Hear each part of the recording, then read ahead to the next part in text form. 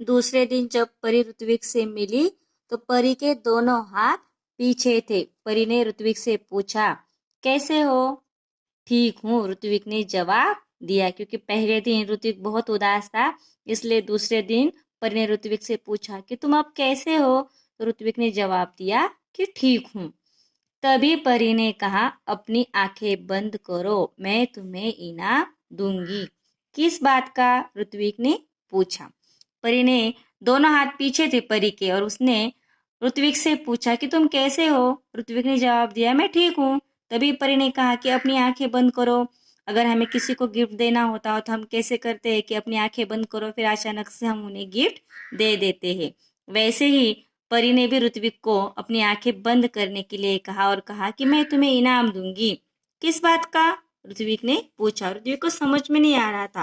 पहले दिन परी ने कहा था कि मैं तुम्हारी परीक्षा लूंगी और परीक्षा में अगर तुम उत्तीर्ण हो गए तो मैं तुम्हें इनाम दूंगी। लेकिन ऋत्विक ने मन ही मन सोचा, अरे मैंने तो परीक्षा भी नहीं दी, अब तक मेरी परीक्षा भी नहीं ली परी ने। फिर किस बात का? ऋत्विक ने पूछा। तुम उत्तीर्ण हो गए इसलिए, परी बोली। परी की बात ऋत्विक की समझ में नहीं आ रही थी। उसने आंखें बंद कर ली।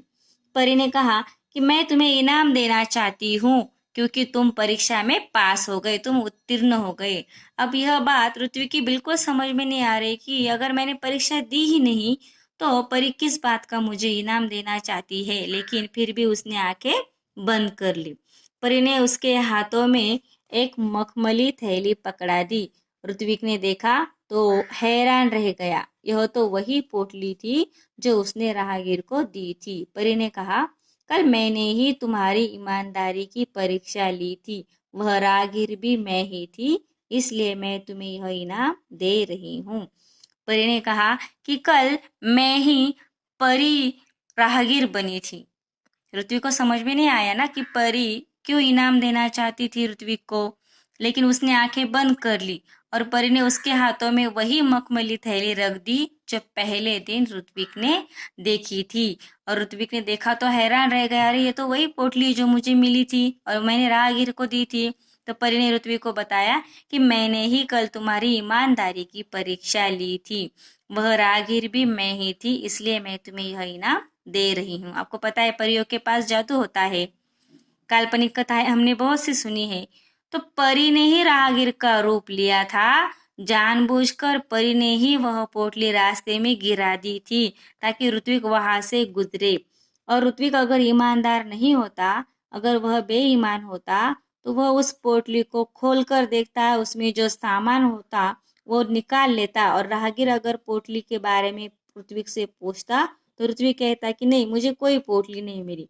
लेकिन ऋत्विक बेईमान नहीं था, वह ईमानदार था, इसलिए उसने जिसकी पोटली थी उसे लौटा दी और इस प्रकार वह परी की ईमानदारी की परीक्षा में पास हो गया। हमें भी अगर रास्ते में कोई चीज मिलती है तो सबसे पहले हमें क्या करना चाहिए? उस चीज को अपने पास लेना चाहिए, आसपास देखना चाहिए कि वह किसी की है या नहीं, जानकारी लेनी चाहिए। अगर कोई भी उस चीज को अपना नहीं बताता, जांच करनी चाहिए, जैसे ऋत्विक ने जांच की। किसी की भी अगर वह वस्तु न हो तो वह वस्तु हमें पुलिस स्टेशन में देनी चाहिए, या फिर कोई नंबर देखना चाहिए। अगर उस बटवे में या फिर कोई नंबर हो तो नंबर पर हमें फोन करके देखना चाहिए कि किसकी चीज गिरी। बहुत बार होता है कि लोगों के पैसे बटवे गिर जाते हैं, उसमें मोबाइल नंबर वगैरह होता है, कांटेक्ट नंबर, तो हम उस पर कॉल करके उनको वह चीज़ लौटा सकते हैं। या फिर अगर नहीं मिले नंबर तो हमें वह चीज़ पुलिस स्टेशन में जमा करवा देनी चाहिए। ऋत्विक ने ईमानदारी से वह पोटली जो थी उसकी जांच करके राहगीर को दे दी। इस प्रकार वह परी की ईमानदारी की परीक्षा में पास हो गए। परी ही राहगीर बनी। परी ने ही जानबूझकर थैली पोटली रास्ते में डाली और देखा कि ऋत्विक वह पोटली जिसकी है उसे लौटाता है या नहीं। ठीक है छात्रों, आज हमने यहाँ तक कहानी का हिस्सा देखा, बाकी का हिस्सा हम अगले वीडियोज में देखेंगे। आज के लिए आपको होमवर्क है कि आज जितना भी हिस्सा हमारा हुआ, यहाँ तक हमारा हुआ है, इसलिए मैं तुम्हें इनाम दे रही हूँ यहाँ तक। इसमें जितने भी संयुक्ताक्षर है, संयुक्ताक्षर का मतलब पता है आपको? हार्ड वर्ड्स, जुड़े हुए शब्द, वो आपको हर एक शब्द 3-3 बार लिखना है। यही आज का आपका होमवर्क है। बाकी का हिस्सा हम अगले वीडियोस में देखेंगे। कहानी समझ में आई होगी आपको?